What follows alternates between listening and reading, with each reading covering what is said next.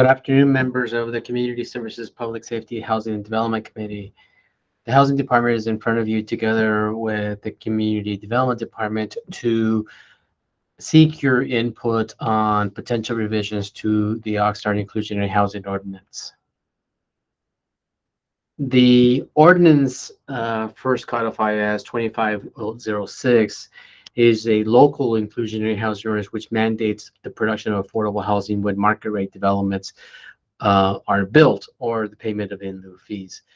That ordinance has been amended over time, several times, but over those times, it's always been a requirement that when a development has 10 or more units built within it, 10% of the units have to be made affordable.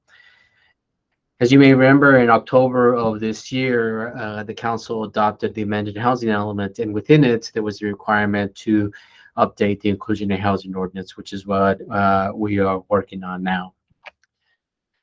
By way of background, the housing element requires that a total production of 8,500 units by 2029, wherein there is a breakout of affordability within those units. Some of them for sale, some of them for rent, some of them for very low and for very, and etc. So the inclusionary housing ordinance does require that when 10 units are built, at least 10% of them have to be made affordable, where for rent projects, they have to be very low, and for sale projects have to be low, or it allows them to pay an in lieu fee ranging between $36,000 for single family detached homes or $28,000 for apartment units. Note that the inclusionary housing ordinance is complied with in subpart, and this amendment does not affect the general plan, urban villages, affordable housing additive zones, and etc.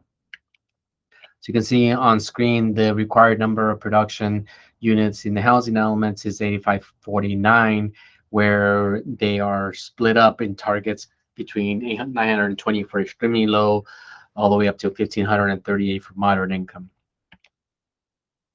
So I'm going to summarize two laws that the state has and that affect the affordability production of units in Oxnard statewide. So the first one is the state density bonus law, and it has the objective of encouraging the development of affordable housing or senior housing, and it does so by requiring that the city allow developers to increase their density of units if they set aside a certain percentage of the units to be affordable. It also gives them incentives on development standards for the same reason. And the affordability kind of depends on how many more units and how many development standards they seek to waive. The other law is called the Affordable Housing and High Roads Jobs Act. It's going to be effective starting next year, and it requires by right approval of affordable housing multifamily that has at least 5 units within it on commercially zoned areas, and if they pay prevailing wages. So the first is if it's 100% affordable, then anywhere it would be allowed. But if it's mixed income, then they would be allowed in commercial corridors that are wide enough to accommodate the density and new transit, where at least 15% of the units are affordable for apartment units or 30% for homeownership units. It requires developers, again, to pay prevailing wages, offer benefits to workers, participate in a state-approved apprenticeship program. So the proposed changes to the inclusionary ordinance includes a variety of things, some of which we have overwhelming consensus by the community, by developers, and from staff, and we're just proposing that those things happen. Number one, an increase in the number of affordable units to be produced go from 10% to 15%. And an increase in the required affordability term to go from 20 years to 55 years for rental projects. And then require that it be a number of affordable units that are proportionate to the development relative to size and bedroom size and etc. So for future consideration, we'd like to consider, not now, but in a future action, the potential of credits to developments that create jobs for low-income persons, maybe a commercial linkage fee for commercial development, maybe new procedures to respond to the changing markets where a developer might want to go from a for sale to a for rent within the same project.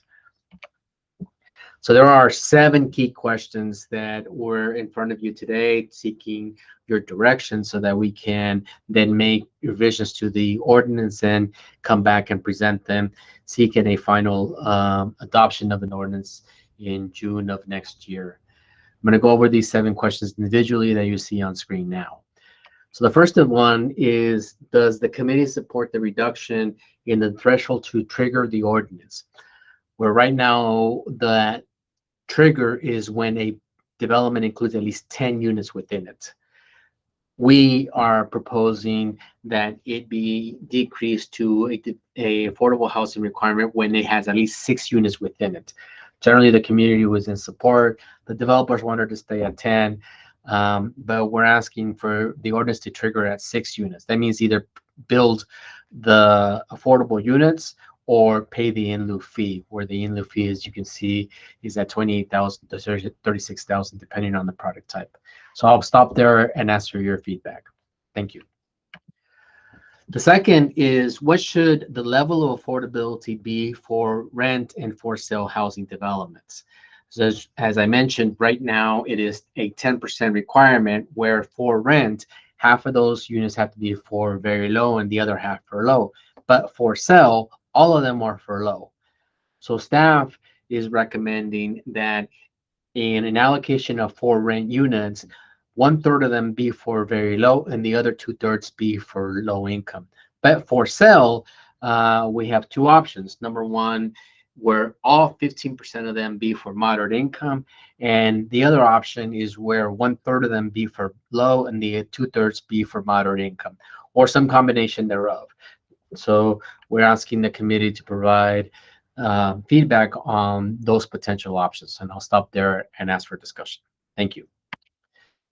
Third question is, for sale units, should the local ordinance require an equity share agreement consistent with the density bonus law and a 45-year term, which is then consistent with AB 2011?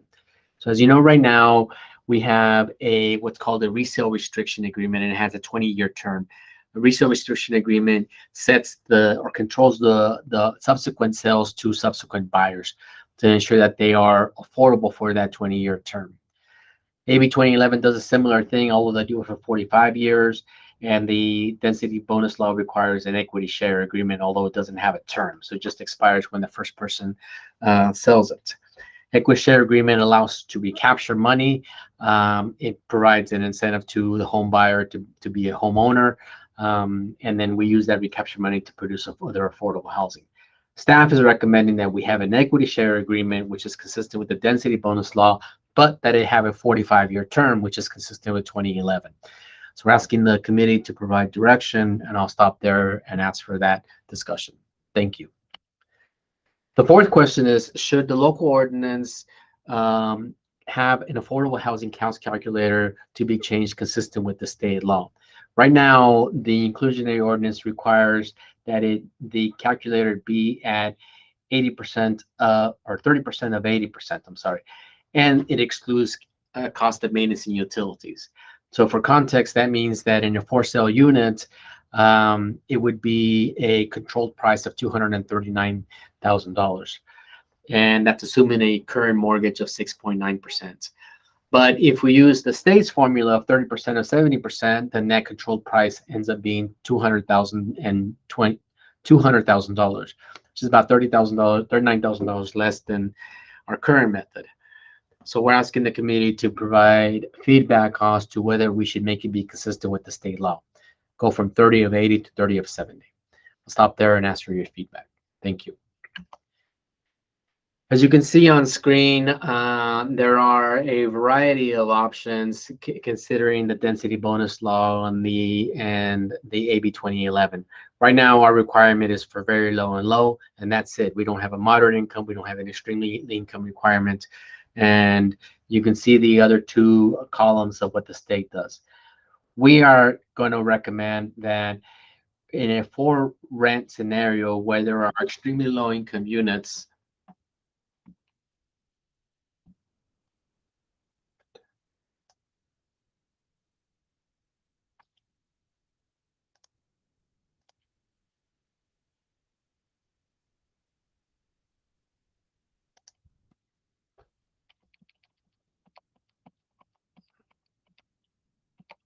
My apologies. In a for-rent scenario where they're extremely low-income units, it'd be 30% of 80.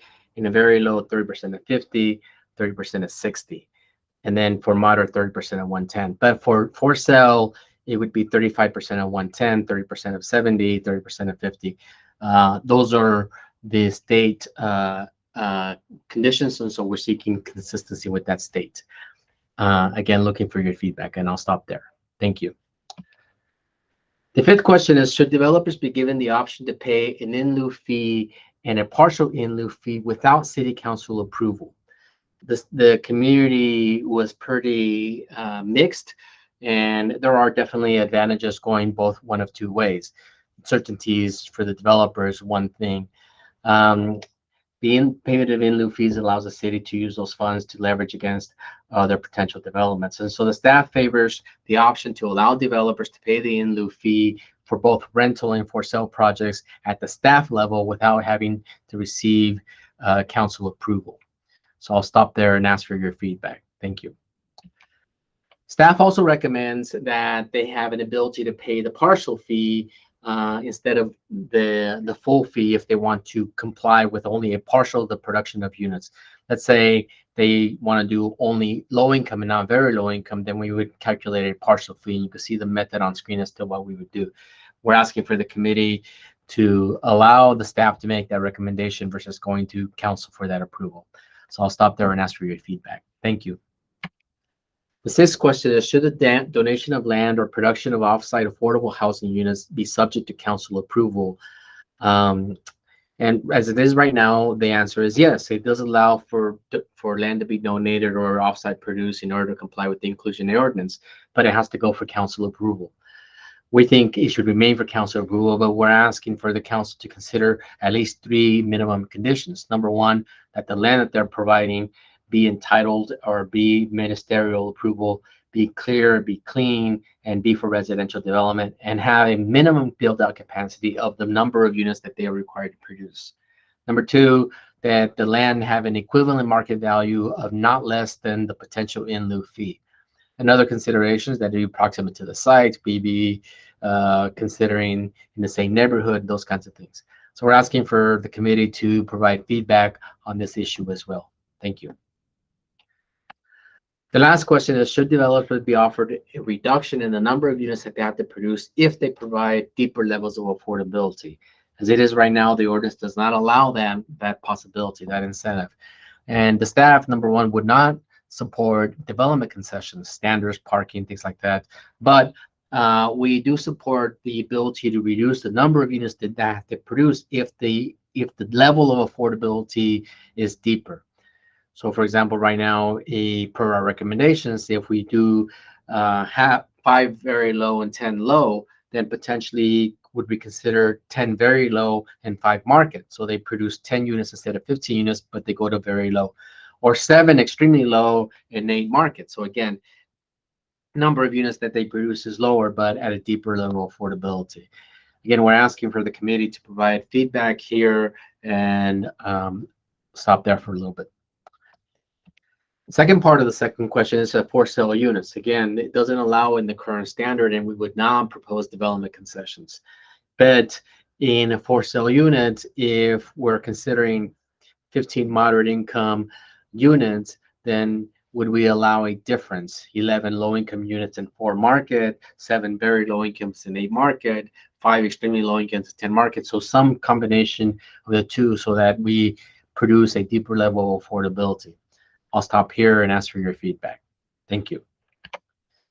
Timeline for adoption. If there is consensus with the committee, we will draft the ordinance, present it back to committee in January, go to Planning Commission in March, and seek a final adoption of the revised ordinance in June of 2023.